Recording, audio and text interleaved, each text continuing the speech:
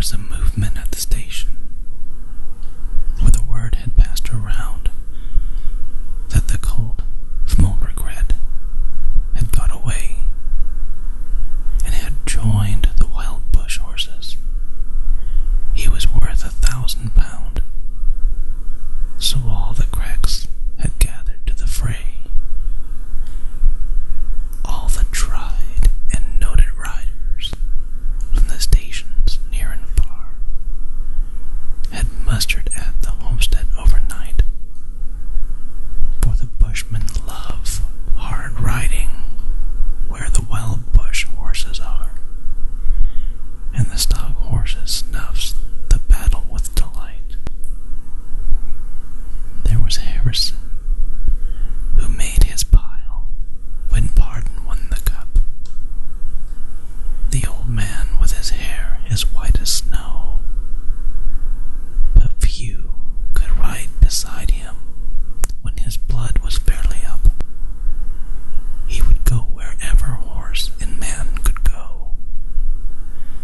And Clancy of the Overflow came down to lend a hand. No better horseman ever held the reins, for never a horse could throw him while the saddle girths would stand. He had learned to ride while droving on the plains, and one was there, scribbling on a small and weedy beast.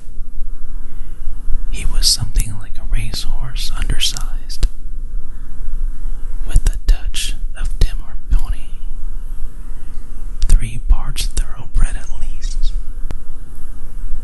and such as are by mountain horsemen prized. He was hard and tough and wiry, just the sort that won't say die. There was courage in his quick, impatient tread, and he bore the badge of gameness in his bright and fiery eye, and the proud and lofty carriage of his head, but still so slight and weighty, one would doubt his power to stay. And the old man said, "That horse will never do for a long and tiring gallop. Lad, you'd better stop away, for those hills are far too rough for such as you." So he waited, sad and wistful. Only Clancy stood his friend. "I think we ought to let him come," he said.